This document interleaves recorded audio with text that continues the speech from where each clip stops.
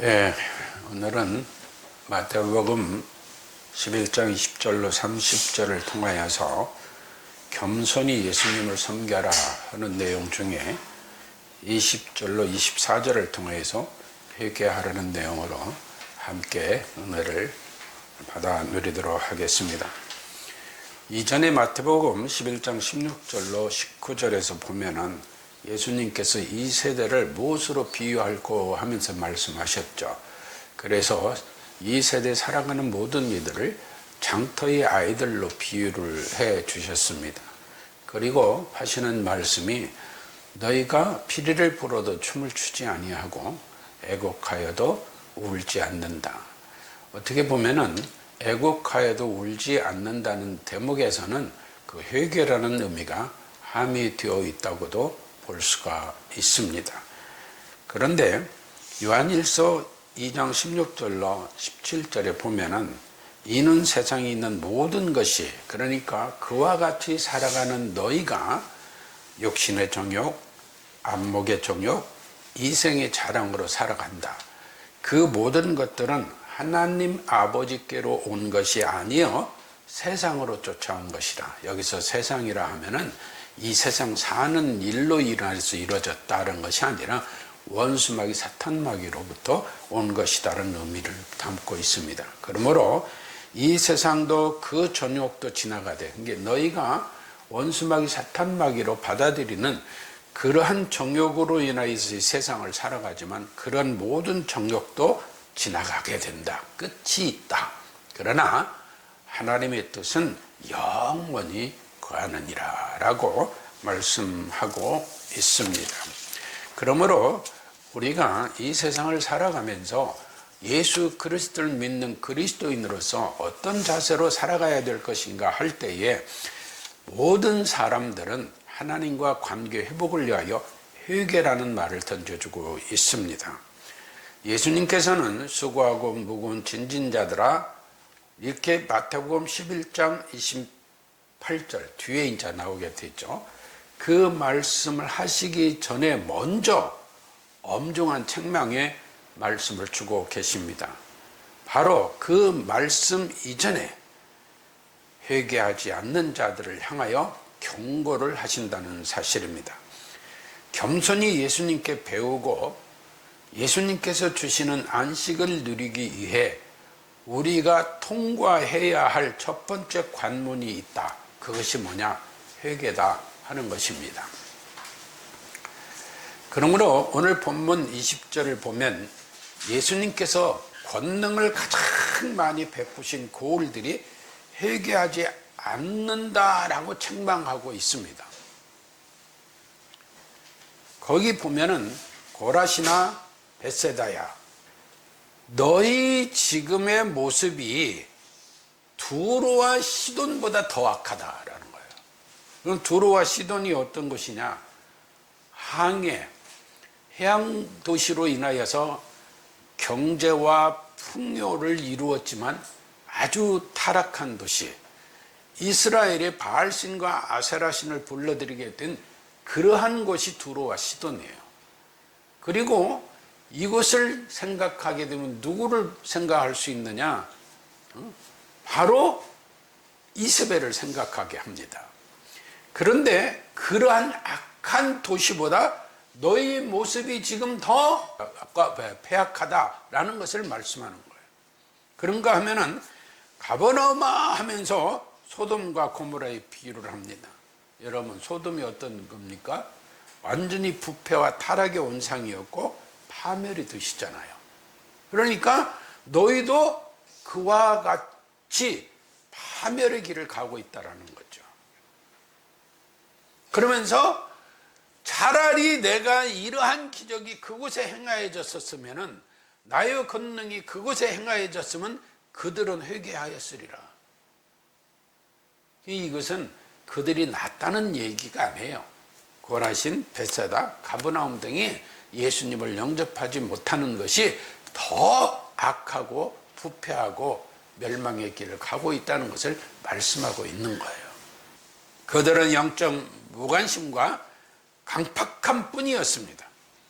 이런 상황 하에도 바리새인들, 율법사들, 그리고 그들을 추종하는 사람들은 자신들이 의롭다, 선민이라고 생각하고 회개하지 않았습니다.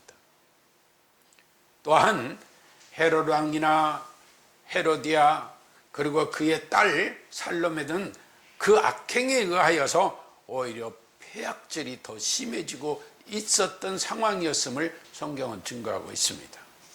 그로 인해서 무슨 일이 일어났어요? 세례요한이 그들의 손에 순교를 하게 되잖아요.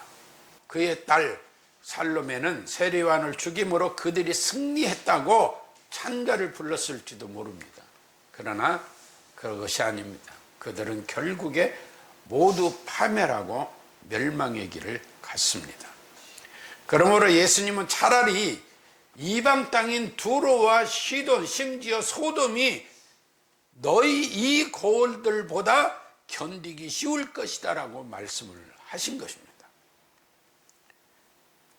은혜를 많이 받은 자에게는 그만큼 책임이 따르기 마련이라는 사실을 잊지 말아야 돼요. 지금 고라신, 벳사다, 가버나움 등은 큰 은혜를 입고 있는데 책임이 없었어요. 책임의식이 없었어요. 오히려 부패하고 예수님을 영접하지 않고 예수님을 거역했습니다. 따라서 지금 하나님의 말씀이 우리에게 들려진다면 우리 역시 그러한 자들이 되지 않도록 하기 위해서 회개의 기회임을 알고 깨닫고 그걸 우리 마음으로부터 울며 회개하는 우리들이 되어져야 될 줄로 믿습니다. 예수님은 십자가에 죽으시는 그 역사로 우리 죄를 사함받게 하기 위하여 이 땅에 오셨습니다. 그리고 하나님과의 관계 회복을 시키기 위하여 돌아오라, 돌아오라고 계속 부르시는 것입니다. 마태복음 4장 17절에 보면 이때부터 예수께서 비로소 전파하여 가라사대 회개하라, 천국이 가까웠느니라 하고 말씀하십니다. 그러면 참된 회개, 우리가 회심이라고도 하죠. 그래서 회심을 먼저 생각해 보면 회개와 신앙을 이야기합니다. 회개는 구원의 소정이 있어서의 회개로서 단어적 회개가 있고 구원받은 자가 영원하고도 거룩한 하나님 나라에 이르기까지 지속되는 성화의 회개가 있습니다. 단회적 회개는 바로 구원의 회개라고도 하죠. 죄인인 우리가 예수 그리스도의 신비적 연합을 이루기 위해 단 한 번, 일생에 한 번 반드시 거쳐야 하는 회개입니다. 십자가에 못 박히신 예수님의 우편강도의 회개가 그렇습니다. 사도 바울이 다메섹으로 가다가 다메섹 도상에서 주님을 만나고 회개하는 그 회개, 이것이 곧 단회적 회개입니다. 그러므로 이방인이든 유대인이든 구별 없이 선택받은 자는 회개하고 하나님께로 돌아와야 한다는 것입니다. 사도행전 2장 37절 이하에 보면 저희가 이 말을 듣고 마음에 찔려 베드로와 다른 사도들에게 물어 가로되 형제들아 우리가 어찌할꼬 하거늘 베드로가 가로되 너희에게 회개하여 각각 예수 그리스도의 이름으로 세례를 받고 죄사함을 받으라. 이게 단회적 회개예요. 평생 한 번 있는 회개예요. 또 디모데전서 1장 15절 이하에 보면 믿보다 모든 사람이 받을 만한 이 말이요 그리스도 예수께서 죄인을 구원하시려고 세상에 임하셨다 하였도다 라고 했습니다. 그러니까 이 세상에 죄인을 구원하러 오셨는데 그 예수님을 만나고 그 음성을 듣는 그러한 자들이, 그러한 고라신, 벳사다, 가버나움이 예수님을 영접지 않는다라는 얘기예요. 그 대표적인 인물들이 누구예요? 우리가 보지만 바리새인들, 율법사들, 서기관들, 그를 추종하는 모든 세력들 또 대제사장 등등입니다. 요한복음 3장 16절 하나님이 세상을 이처럼 사랑하사 독생자를 주셨으니 이는 저를 믿는 자마다 멸망치 않고 영생을 얻게 하려 함이니라. 18절에 가면 저를 믿는 자는 심판을 받지 아니하는 것이요 믿지 아니하는 자는 하나님의 독생자의 이름을 믿지 아니하므로 벌써 심판에 이르렀느니라.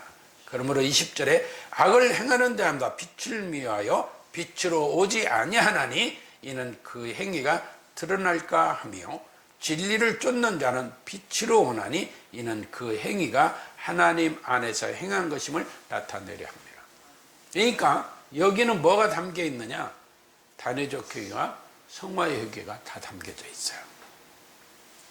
그러면 성화의 회개는 이미 구원받은 자라 할지라도 거룩하고도 영원한 하나님 나라에 입성하기까지 날마다 주님 앞에 자신을 비추고 하는 회개입니다. 히브리서 6장 1절에 보면 우리는 날마다 초보를 버리고 성숙을 향해 가야 한다고.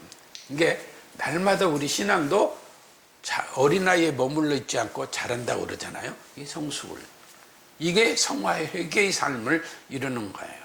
그래서 요한일서 2장 6절에 보면 저 안에 거한다 하는 자는 그의 행하시는 대로 자기도 행할지니라. 사랑하는 자들아 내가 새 계명을 너희에게 쓰는 것이 아니라 너희가 처음부터 가진 옛 계명이니 이 옛 계명은 너희 들은 바 말씀이거니와 다시 내가 너희에게 새 계명을 쓰노니 저희에게와 너희에게도 참된 것이라. 이는 어두움이 지나가고 참빛이 벌써 비침이니라. 빛 가운데 있다 하며 형제를 미워하는 자는 지금까지 어두운 데 거하는 자요. 빛 가운데 있다 하며 형제를 미워하는 자는 아직 어둠 속에 있는 자와 같다는 거예요. 그의 형제를 사랑하는 자는 빛 가운데 거하여 자기 속에 꺼리낌이 없으나 그 형제를 미워하는 자는 어두운 가운데 있고 또 어두운 가운데 행하여 갈 곳을 알지 못하느니 이는 어두움이 그를 눈을 멀게 하였음이니라. 흑암이 그 눈을 가려서 사랑하지 못한다는 거예요. 여러분 요한복음 13장에 나오는 세족식 우리가 가끔 은혜 받죠. 예수님의 세족식은 뭐냐? 바로 제자들의 발을 씻김으로 그들의 미래의 죄까지도 용서하시는 의식이에요. 여기에 성화의 회개가 담겨 있는 거예요. 이때 뭐라고 예수님 말씀하세요? 베드로가 머리서부터 발끝까지 씻었어요 하니까 아니야 너희는 이미 깨끗해. 너희는 지금 하나님의 백성이라는 거예요. 너희는 구원받은 자는. 그런데 그렇다고 너희가 죄 없는 거 아니야. 발을 씻어야 돼. 이 성화의 회개예요. 성화의 회개. 그러니 예수님은 그들을 13장 1절에서 뭐라고 하면서 시작해요? 끝까지 사랑하신다고 하잖아요. 그 은혜에 감사하시기 바랍니다. 그런가 하면은 마태복음 18장 21절 이하에 보면 70번씩 7번이라도 용서하라고 하잖아요. 비단 형제 관계뿐 아니라 주님께서 우리의 미래의 죄까지도 용서하신다는 함의가 담겨져 있는 거예요. 예수님은 너희들 회개하고 구원받고 나를 영접하고 구원받았다고 하면서 이따위로 살아? 너희들은 아니야. 이제 커트야. 너는 어둠으로 멸망해라. 그러면 이상해지잖아요. 그렇잖아요. 그러니 예수님이 제자들에게 너희 70번씩 7번씩이라도 용서하라 하면서 예수님이 나는 안 해야. 나는 아니고 너희만 그래. 그렇겠어요? 아니요. 예수님도 그렇게 하신다는 거예요. 그래서 우리가 하나님께 감사하는 거예요. 그 단회적 회개는 회개하고 예수님을 믿어라 한다고 하면은 성화의 회개는 하나님의 자녀의 신분에 맞도록 생활해라, 살아가라 하는 겁니다. 믿지 않는 자, 즉 불신자에게는 세상을 향하던 발걸음을 돌려 예수님을 메시아로 구조로 영접하는 것이 회개입니다. 이게 단위적 회개고. 그러나 신자에게는, 즉 믿고 구원받은 성도들에게는 하나님의 자녀라는 신분에 걸맞게 살아가야 된다. 그런 걸맞지 않는 것은 다 청산해라. 그때그때 지워라. 주님 말씀에 순종하는 자리로 돌아가는 것이 회개다 라고 말씀하는 거예요. 그러니까 뭐예요? 이게 성화의 회개를 얘기해요. 우리가 자동차를 몰고 가다가 쭉 가는 고속도로 가는데 이거 잘못 왔어요. 그럼 유턴해야 되잖아요. 우리 인생이 잘못 살아왔다면 예수 믿고 완전히 유턴한 생활 그런 거예요. 그런데 구원받은 사람이 차를 몰고 간다는 의식으로 표현할 때 가다가 잘못 옆으로 샜어요. 이거 잘못 왔네. 원위치. 잘못 나왔네. 또 원위치. 그 돌아가는 은혜를 우리에게 주시는 하나님의 은혜, 성령 하나님의 도우심 속에 우리가 그러한 성화의 회개를 하며 살아가는 거예요. 여러분, 다윗과 베드로의 예를 볼까요? 다윗은 왕의 신분이었음에도 나단 선지자가 그의 죄를 책망함으로 가슴을 찢으며 회개의 기도를 했잖아요. 또 마태복음 26장 69절 이하에 보면 베드로 이 얘기가 나오죠. 그 보잘것없는 한 비자 앞에서도 아니야, 나 몰라, 나 예수님 몰라 3번씩이나 부인하잖아요. 그러고 나서 밖에 나왔는데 닭이 울 때 그때상 말씀에 닭이 울기 전에 내가 3번 나를 부인하리라 하는 말씀이 생각이 나서 심히 통곡하며 회개합니다. 이게 성화의 회개예요. 예수님께서 회개하라 천국이 가까웠느니라고 외치신 이유는 우리를 정죄하기 위함이 아닙니다. 하나님과의 관계를 회복시키고 그 구원의 은혜를 누리게 하기 위하여 회개하라 천국이 가까웠다고 외치시는 거예요. 요나의 외침을 듣고 제 위에 앉았던 니느웨 백성들이 회개하고 구원받고 주님 앞에 엎드려 나를 떠나소서 나는 죄인이로서이다 하고 고백하는 베드로처럼 나의 무능함과 죄악됨을 인정하고 전적으로 주님을 의지하는 태도가 회개의 열매예요. 그러니까 예수님 영접할 때 단회적 회개, 딱 한 번 하는 회개, 그리고 예수 그리스도를 영접한 자들이 살아가면서 그냥 마음으로든 행동으로든 어쩌다 하나님의 뜻을 거스리고 허구할 때 있죠. 그럴 때마다 돌이키며 울며 회개하는 것이 성화의 회개예요. 사랑하는 성도 여러분, 오늘날 우리는 예수 믿고 살아간다면서 무엇을 어떤 삶을 회개하면서 살아가고 있는가 우리를 돌아봐야 될 줄로 믿습니다. 바리새인들, 율법사 등 이스라엘 백성들이 하나님을 안다고 했습니다. 자신들은 하나님의 선민이라고 자처했습니다.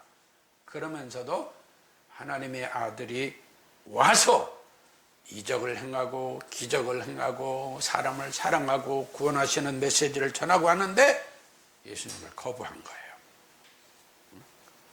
이와 같이 우리도 이사야 1장 12절 말씀대로 예배당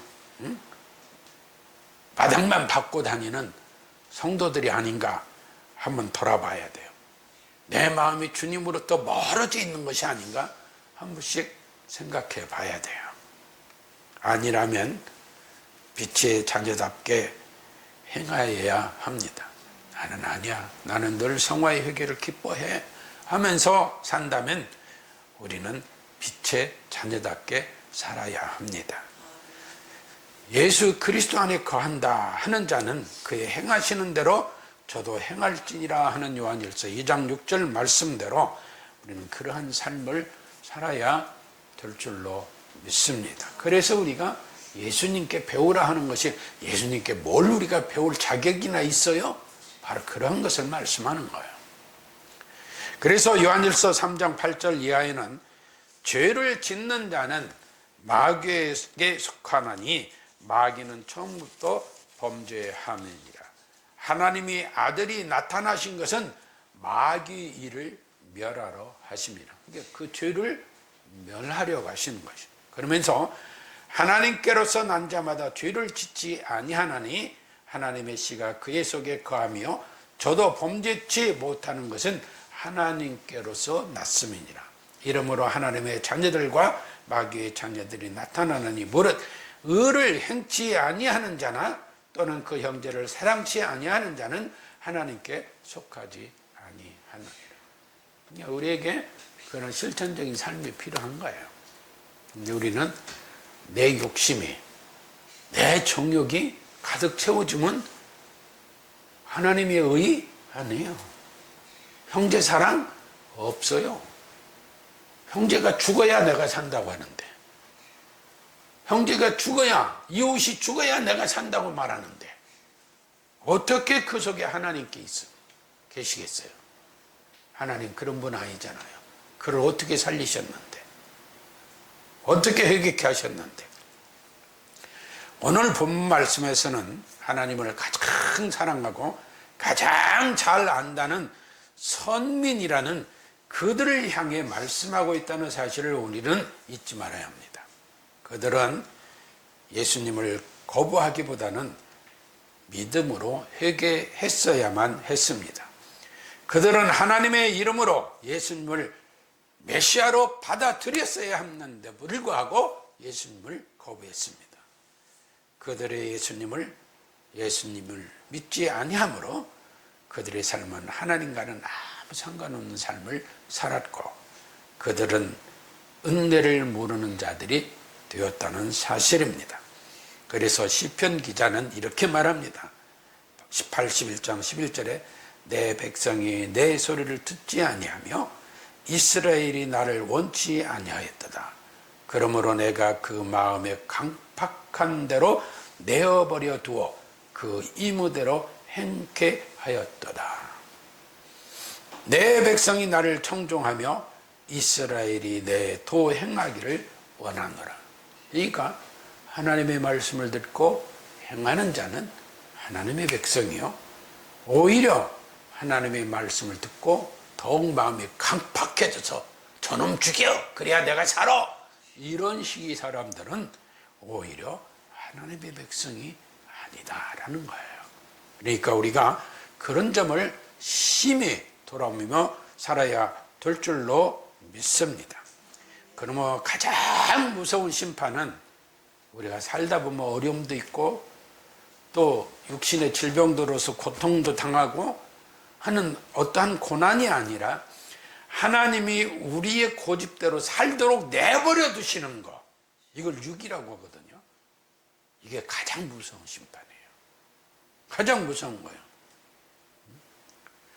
따라서 고라신, 벳사다, 가버나움처럼 영적 무감각에 빠지지 않도록 우리는 기도해야 될 줄로 믿습니다.